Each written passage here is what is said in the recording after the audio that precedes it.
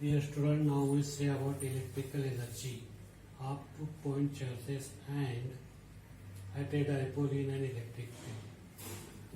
Electrical energy or energy means it is the amount of work done. As we know, total work done is stored in the form of potential energy. त्याचप्रमाणे आपण work done करायचा म्हणजे काय आहे to bring two like charges lie in infinite distance apart. Therefore, their potential energy zero होते कारण infinite distance वरचे पदार्थ आपण एकत्र आणू शकत नाही. एकत्र आणू शकत नाही म्हणजे काय होणार नाही, तर डिस्प्लेसमेंट होणार नाही. डिस्प्लेसमेंट नाही म्हणजेच वर्क डन नाही. वर्क डन नाही म्हणजेच काय नाही, तर पोटेंशियल एनर्जी का होते झिरो होते. when these two like charges lie at infinite distance, then their potential energy is zero because work has to be done is zero in moving one charge at an infinite distance from the other, but when they are brought closer to one another, आता ते एकमेकांच्या जवळ आल्यानंतर infinite distance वर असतील तर काय होतं, वर्क झिरो होतो. वर्क झिरो म्हणजेच काय झालं, potential energy zero. When these two like charges lie at infinite distance there is no work done, therefore potential energy is zero. ते जर आपण क्लोज टू वन अनदर केलं तर वर्क डन घडतं आणि work which is against the repulsive force. कशाच्या against होतं, repulsive. कारण like charges repels each other. काय होतात, like charges repel each other. Therefore when these two like charges become किंवा bring nearer or closer to one another, then there is a repulsive force असतात. त्या repulsive फोर्सच्या against आपल्याला काय करायचं आहे, work is to be done and which is stored in the form of potential energy. Work done always stored in the form of potential energy of the two charges. म्हणजेच काय सांगता येतं, the total amount of work done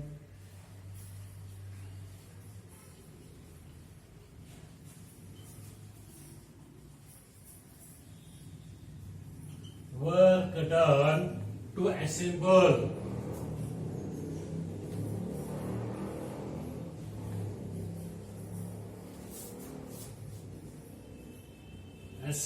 the system of charges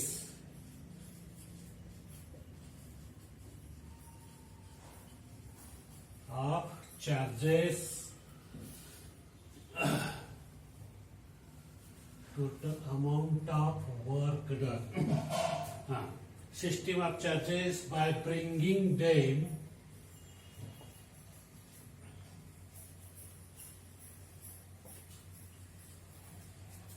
from infinity to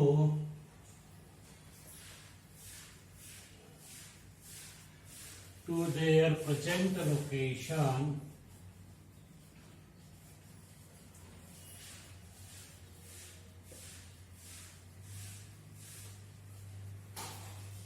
is called electrostatics.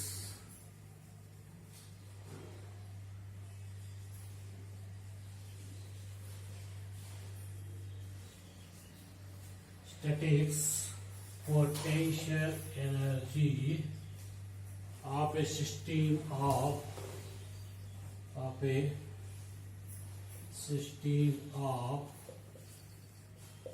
point charges. तर सांगतो म्हणजे this is the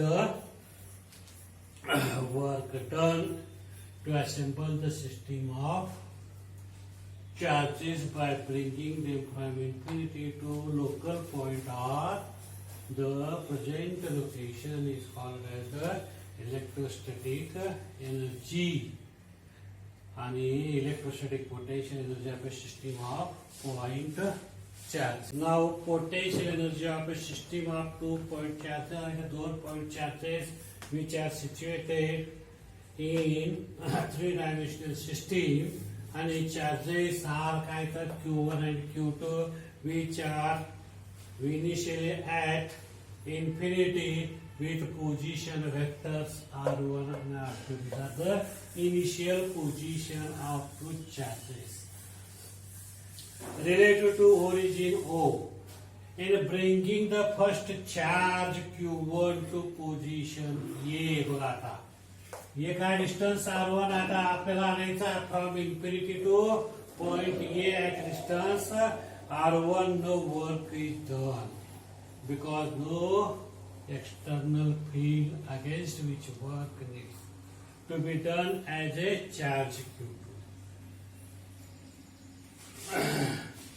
This charge produces a potential in space. बघा आता this charge produces potential in space.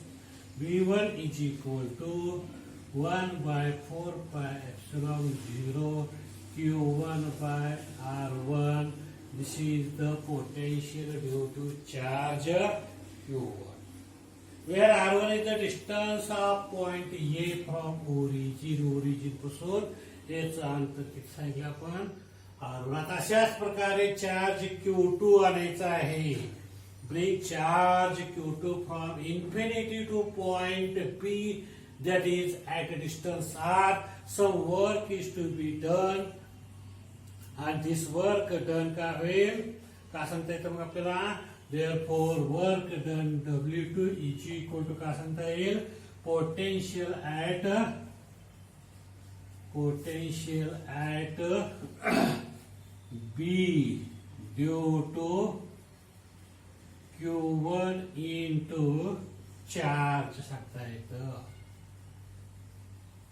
आता potential at B due to 1 मुळे काय होतं Q1 by 4 pi epsilon 0 R1.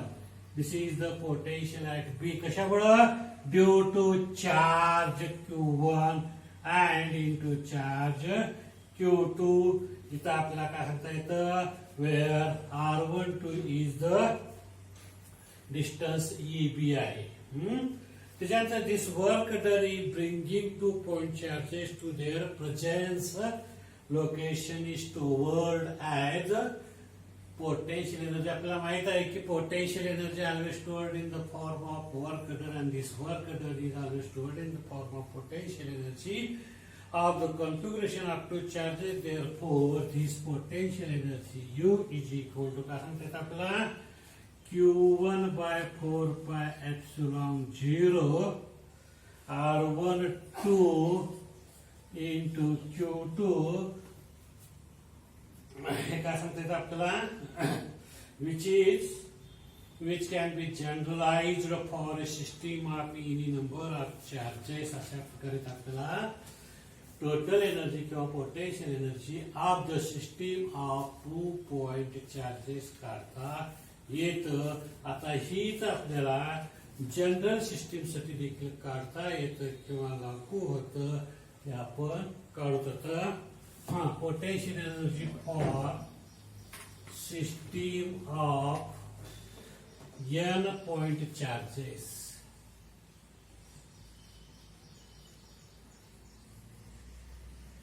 आता आपण दोन सिस्टीम साठी दोन चार्जेस साठी काढलेला काय काढलं potential energy U is equal to Q1 Q2 by 4 pi epsilon 0 R12. This is the potential energy for the two system of charges. आता इथं आपण किती घेतलेलं इथं as we know potential energy for two system of charges U is equal to Q1 Q2 by 4 pi epsilon 0 R12 where R12 is the unit vector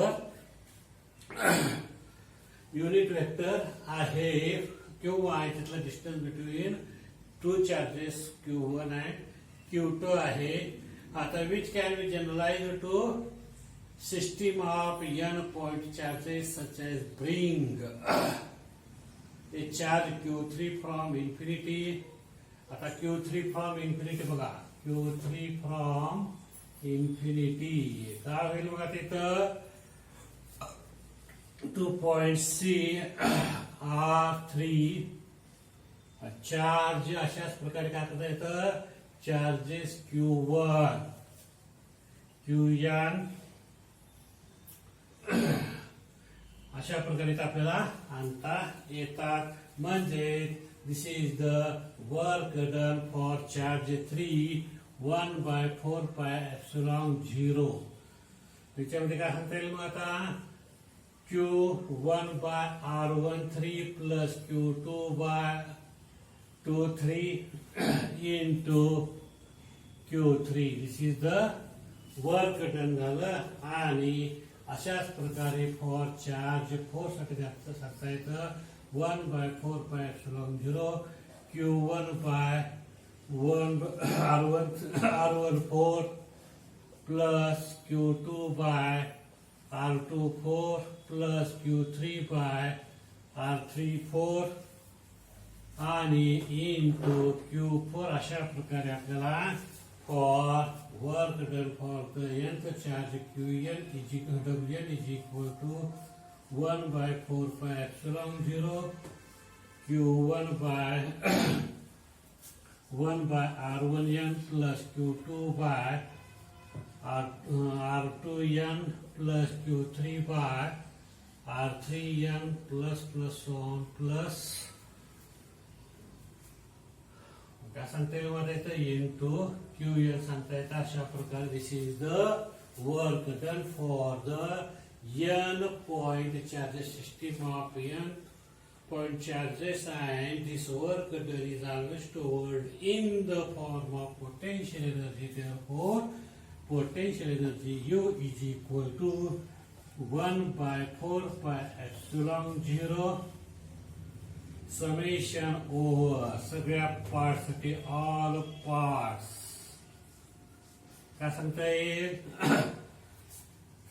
Qj Qk divided by Rjk Jk. अशा प्रकारे this is the potential energy for the n point charges system of n point charges. विद्यार्थी मित्रांनो, आपण आता potential energy for system of charges काढलेला आहे. 2 charges साठी काढलेले आहे, त्यानंतर n चार्जेस साठी काढलेला आहे. आता now we want to calculate the potential energy of a single charge in an external field.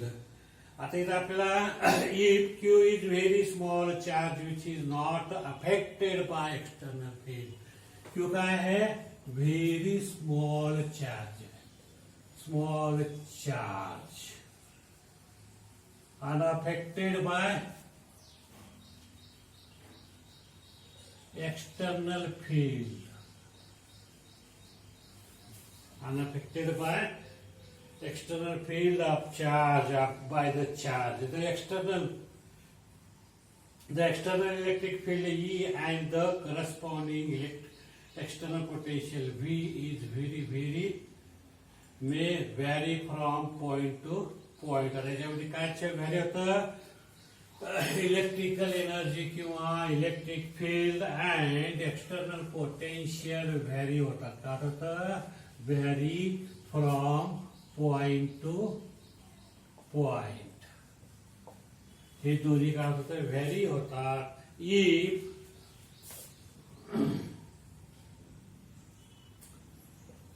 VR is the external potential. काय है?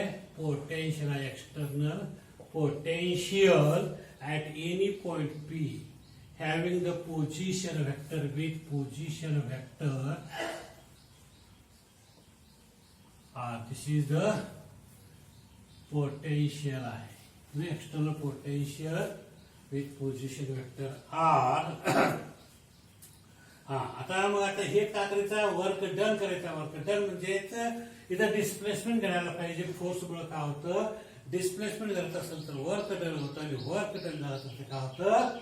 पोटेन्शियल एनर्जी मध्ये स्टोअर्ड होतं. म्हणजेच work done in bringing a unit positive charge from infinity to point P is equal to work done. बरोबर किती मिळतं मग आता? From infinity to point P is equal to this is the work done आहे. and this work done in bringing a charge Q from infinity to the given point in the external field is किती होतं Q into potential, charge into potential. This is the work done is stored in the form of potential energy of a system of charge. Therefore, potential energy of a system of single charge Q at R in an external field is Q into charge into potential. This is the potential energy in an external field due to a single charge. अशा प्रकारे आपण potential energy of a single charge in an external field काढलेलं आहे.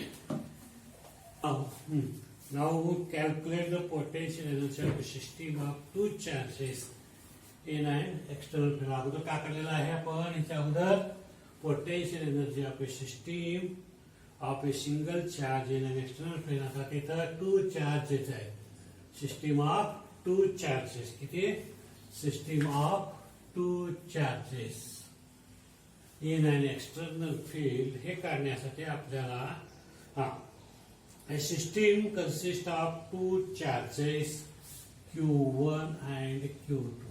System of two charges with charge Q1 and Q2 located at distance R1 and R2 respectively.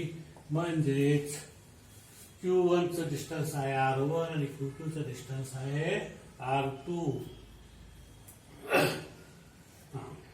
Respectively, the work done bringing in the charge Q1 to infinity. बघा Q1 from infinity to R1. Work done by Q1 to bring from infinity to R1.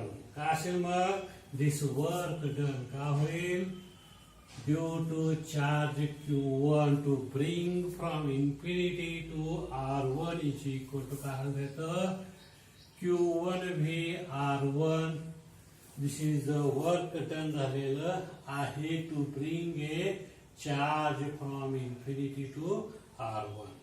अशाच प्रकारे काय करत आपल्याला charge Q2 bringing from infinity to R2 तिथं देखील काय होतं work done होतं not only against the external field also against the field due to charge. आता इथं काय झालं फक्त आपण एका चार्ज मुळेच आपलं काय झालेलं आहे तर अगेन्स्ट झालेलं आहे. आता इथं आपल्याला work done to bring charge Q2 from infinity to R1 which is against the external field as well as the force due to Q1. हे आपल्याला इथं आपल्याला वर्क डन मिळतं आणि this work done is equal to काय मिळतं आपल्याला Q2 VR2 and आता work done on Q2 against the field. बघा against the field due to Q1 is equal to against the field due to Q1. म्हणजेच आपल्याला काय मिळालं Q1 Q2 by 4 pi epsilon 0 R12. R12 is the distance between R1 Q1 and Q2 आणि त्याच्यावरून आपल्याला काय सांगता येतं therefore potential energy of the system, therefore P of the system is equal to total work done. बघा total work done to assembling the configuration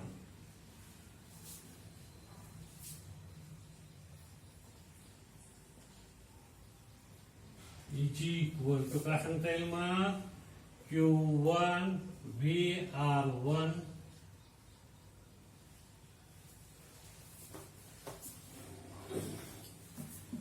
plus Q2 VR2 plus आता ह्या system मुळे Q1 Q2 by 4 pi epsilon 0 R12.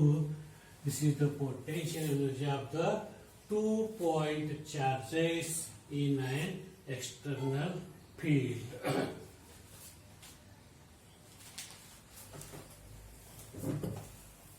Now we want to calculate potential energy of a dipole in an external field. Dipole म्हणजे आपल्या दोन poles असतील which cannot be separated from one another. त्याच्यामध्ये plus charge आहे आणि minus charge आहे. These are the poles of this dipole आहेत आणि ह्याच्यावर आपल्या करायचं आहे पोटेन्शियल एनर्जी काढायचं आहे. आणि these two charges are separated by finite distance 2L. 2L is the distance between two dipole किंवा dipole बदला अंतर सांगता येतं which is given by 2L placed in uniform electric field. E बघा 2L डिस्टन्स आहे आणि युनिफॉर्म इलेक्ट्रिक फील्ड मध्ये ते ठेवलेलं आहे. This expresses torque. Torque to express होतं. टार्क्यू म्हणजे काय आहे? Two equal and opposite forces.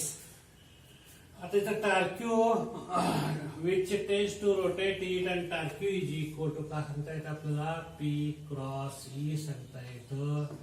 P काय आहे? मोमेंट आहे, इलेक्ट्रिक मोमेंट आहे. और टार्क्यू इज इक्वल टू काय सांगता येते आपल्याला? Tau is equal to PE cos theta sine theta सांगता येतं. P sine theta.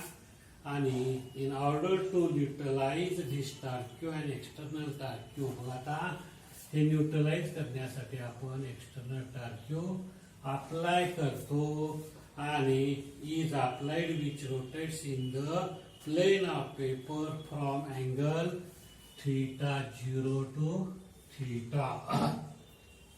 This is the rotation आहे आणि without angular acceleration of an very small angular speed. Work done by external torque. आता बघा work done by external torque. काय सांगता येईल? Work done बरोबर W is equal to integration from theta 0 to theta. This is the angular displacement आहे किंवा हे दोन्हीच्या मध्ये काय होतं? Torque external theta d theta is equal to integration from theta 0 to theta PE sine theta d theta is equal to काय सांगता येतं? मग पीई काय आहे? कॉन्स्टंट आहे आणि साइनचा इंटिग्रेशन मायनस कॉस होतो. याच्यातलं 3 लिमिट आहे थीटा 0 टू थीटा. आता इथं upper limit minus lower limit ठेवायचं म्हणजेच आपल्याला इथं काय मिळाला? PE into upper limit minus cos theta minus into minus का होतं? Cos theta 0 is equal to काय सांगता येईल मला इथं? P minus cos theta plus cos theta 0. म्हणजेच आपल्याला टोटल वर्क डन बरोबर काय सांगता येतं? पीई अगोदर आपण प्लस मानू cos theta 0 minus cos theta. This is the total work done झालेलं आहे. This work done total work done is stored in the form of potential energy. Therefore the potential energy of the system in the position when dipole makes an angle theta with the electric field, the zero potential energy can be chosen as per convenience. Therefore zero potential energy मिळालेली आहे. Therefore आपल्याला काय सांगता येतं? Potential energy U theta is equal to किंवा minus U theta 0. This is the change in potential energy is equal to काय मिळाला P cos of theta 0 minus cos of theta. त्याच्यामध्ये आपल्याला दोन केसेस पाहता येतात. केस 1 आहे बघा आता initially the dipole is perpendicular to the field E म्हणजेच आपल्याला थीटा 0 इनिशियल अँगल किती मिळतं π/2 म्हणजे cos of theta 0 is equal to cos of π/2 is equal to काय मिळतं 0 मिळतं. म्हणजे तिथं आपल्याला काय मिळायला पाहिजे इनिशियल पोटेन्शियल एनर्जी बरोबर व्हायचा कॉस थीटाची किंमत थीटा 0ची किंमत 0 ठेवायची म्हणजे मायनस होतं म्हणजे PE minus cos of theta is equal to आपल्याला काय मिळालं मायनस पीई कॉस थीटा. हे काय झालं इनिशियल पोटेन्शियल एनर्जी मिळालं. म्हणजेच इनिशियली काय होईल theta 0 makes an angle 90 degree किंवा परपेंडिक्युलर असेल. आता इफ सेकंड केस मध्ये if this field is parallel if initially the dipole is parallel to the field that is theta 0 is equal to 0 असेल म्हणजे theta 0 is equal to 0. therefore cos theta 0 is equal to cos of 0 म्हणजे काय तिथं 1 येतं. म्हणजे तिथं आपल्याला काय सांगता येतं पोटेन्शियल एनर्जी बरोबर पीई म्हणजे इथं -1. आता काय असेल कॉस 0 ची किंमत 1 असेल आणि कॉस थीटा. अशा प्रकारे आपण काय केलेलं आहे potential energy of a dipole in and external field याच्यामध्ये दोन केसेस पाहिलेले आहेत. इनिशियली डायपोल मेक्स परपेंडिक्युलर किंवा मेक्स एन अँगल थीटा π/2 आणि दुसऱ्यांदा काय असेल which is parallel to the field. अशा प्रकारे आपण पोटेन्शियल एनर्जी काढलेली आहे. Dear student, now we see about dielectric. Dielectrics म्हणजेच काय आहे it acts as a insulator. Insulates which can use to store the energy. Electrical energy store करण्यासाठी जे काय आपण इन्स्ट्रुमेंट वापरतो which acts as a insulator. म्हणजेच काय होतं इन्सुलेट होतं. This is because when such substances are placed in an external field, their positive and negative charges get displaced in opposite direction and the molecules develop a net dipole moment. This is called polarization. बघा त्याच्यामध्ये आपल्याला माहित आहे दोन charges कोणते dipole असतात दोन pole असतात. एक असतं पॉझिटिव्ह अँड दुसरा असतं निगेटिव्ह आणि हे दोन्ही एकमेकाच्या अपोजिट दिशेमध्ये डिस्प्लेस होतात आणि नेट डायपोल निर्माण होतो. त्या नेट डायपोललाच आपण काय म्हणतो polarisation of the material and such material are called dielectrics.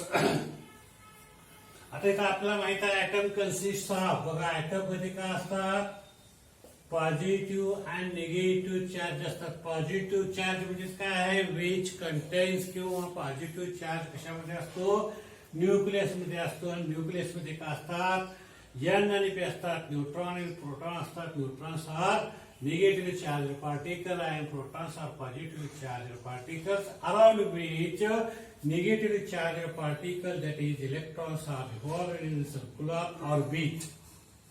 असा ऍटम मध्ये आपल्याला दोन चार्जेस असतात माहित आहे. The negative charge form and electron cloud काय होतं निगेटिव्ह चार्ज मुळे काय होतं आपल्या इथं इलेक्ट्रॉन क्लाउड निर्माण होतं around the positive charge. Positive charge म्हणजेच माहित आहे आपल्याला न्यूक्लियस होती इलेक्ट्रॉन्स रिव्हॉल्व होतात. These oppositely charged regions have their own centers of charges. या दोन्हीला own center of charges असतात. The center of negative charge is the center of mass of negatively charged electrons and that of positive charge is the center of mass of positively charged protons in the nucleus. Thus, dielectrics are insulating materials or non-conducting substances. का असं तर dielectrics are insulating materials.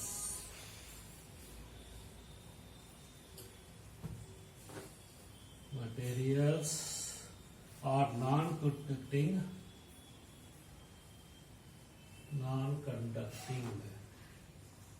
substances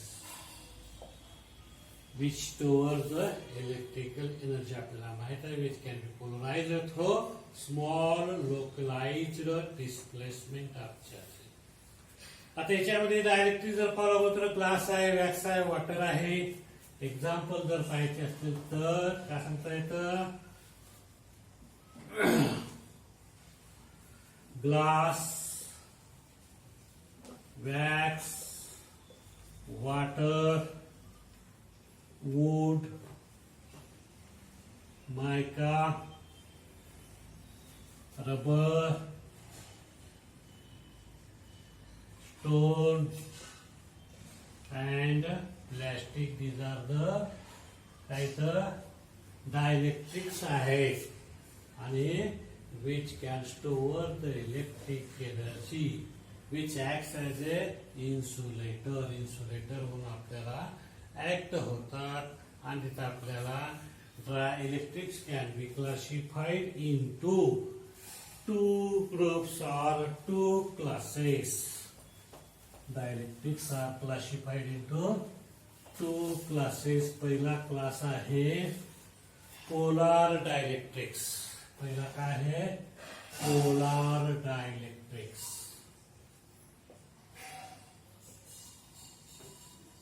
आता polar dielectrics म्हटल्यानंतर आपल्याला जसं माहित आहे याच्यामध्ये दोन चार्जेस आहेत. कोणते कोणते, पॉझिटिव्ह चार्ज आणि निगेटिव्ह चार्ज. ह्या दोघालाही काही सेंटर ऑफ मास असतं. सेंटर ऑफ मास म्हणजे काय आहे, a point at which whole mass of the body can be supposed to be concentrated. त्याच पॉइंटला आपण काय म्हणतो, सेंटर ऑफ मास म्हणतो. म्हणजेच आता याच्यामध्ये पॉझिटिव्ह सेंटर ऑफ मास बघा, centre of mass of positive charges does not coincide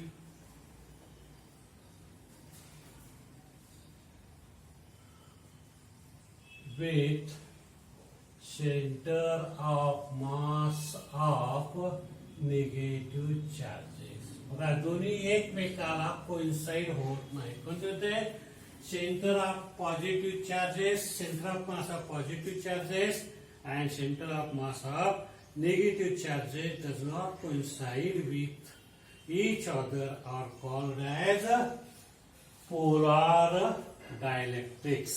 Polar dielectrics. आता याच्यामध्ये बघा हा centre of mass of positive charge does not coincide with centre of mass of negative charges. अशा ह्याला आपण काय म्हणतो, पोलार डायलेक्ट्रिक्स म्हणतो. Due to asymmetric shape of molecules they have permanent dipole moment of order. बघा आता permanent dipole moment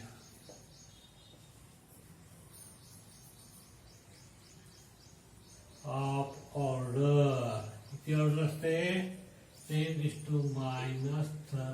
cm. This is the permanent dipole moment असते. कशामुळे, due to symmetric shape. It has symmetric shape.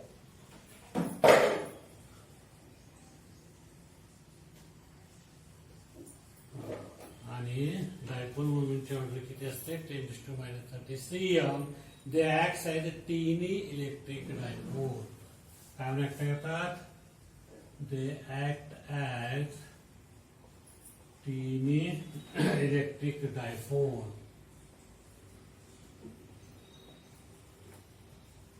टीनी म्हणजे एकदम सूक्ष्म, एकदम लहान असे तीन electric dipoles as the charges are separated by small distance. The dielectrics like HCl बघा, HCl water, alcohol, NH3 are made up of polar molecules are called polar dielectrics. हे काय तर polar molecules आहेत, polar molecules आणि त्याला काय होतो polar dielectrics म्हणायचं. कशापासून तयार झालंय तर पोलार मॉलिक्युल्स आहेत म्हणून याला काय म्हणतो आपण पोलार डायलेक्ट्रिक्स म्हणतो. Water molecule has bent shape with its 2OH. Water मध्ये काय असतं H2 असतात, 2OH bonds which are inclined at an angle of 105 degree with the dipole moment of 6.1 into 10⁻³ cm. आता आपल्याला figure following figure shows the structure of HCl and H2O. आता याच्यामध्ये बघा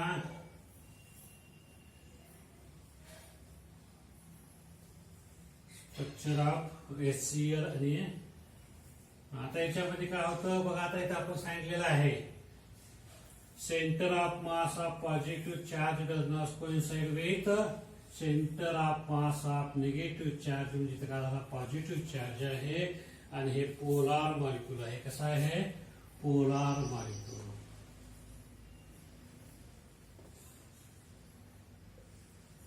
हे पोलार मॉलिक्यूल झाला. त्याच्यानंतर देतात आपल्याला HCl बघा.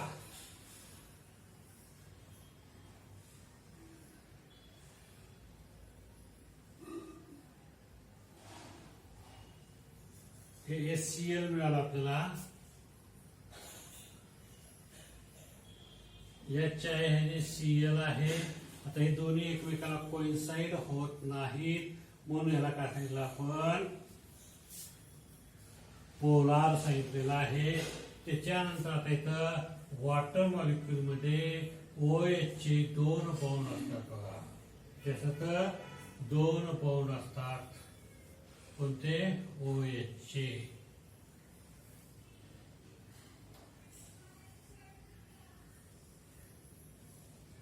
अशा प्रकारे आपल्याला हे H आहे आणि हे O आहे.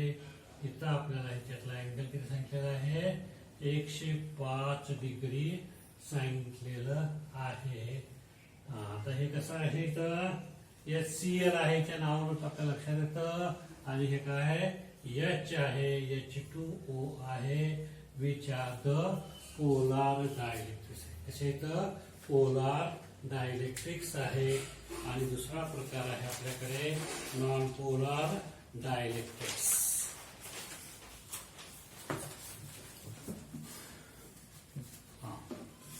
डायलेक्ट्रिकचे 2 प्रकार आहेत. त्याच्यामध्ये आपण पोलार पाहिलेला आहे. पोलार मध्ये काय सांगितलं आपण centre of mass of positive charges does not coincide with centre of mass of negative charges. त्याच्यानंतर नॉन पोलार डायलेक्ट्रिक्स. आता नॉन पोलार मध्ये काय सांगतील आपल्याला म्हणजे जे molecule in which the centre of मास बघा. हे molecule in which centre of mass of positive charges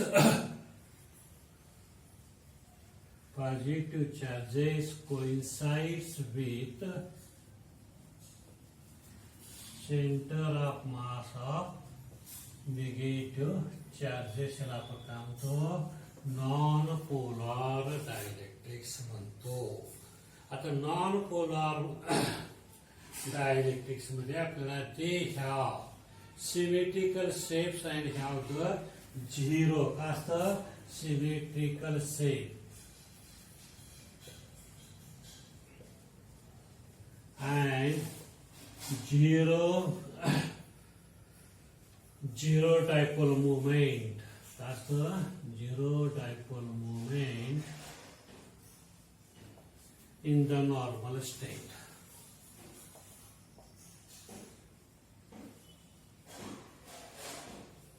Normal state मध्ये काय असतात? Zero dipole moment and symmetric shape असल्यामुळे आपल्याला झिरो डायपोल मोमेंट असतं. The dielectric like hydrogen, nitrogen, oxygen, carbon dioxide. बघा कोणते? Hydrogen, nitrogen,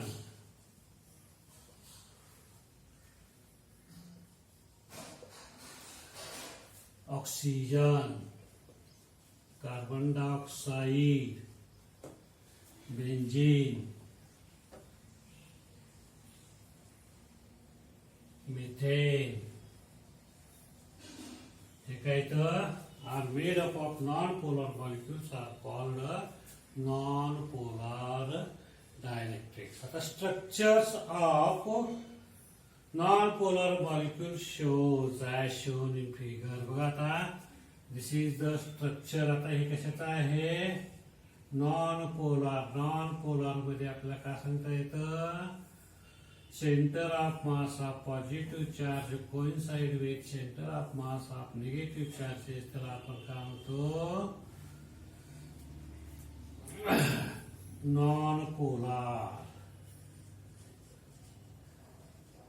non-polar molecule. त्याच्यानंतर तिथं हायड्रोजन H2,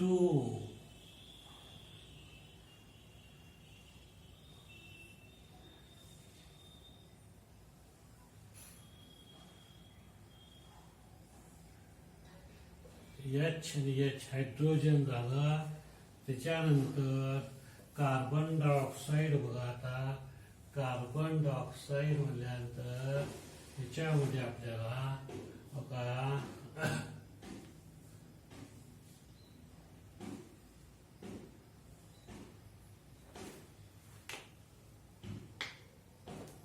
एकमेकाला सेंटर ऑफ मास कोइन्साइड होता. तिथं काय झाला?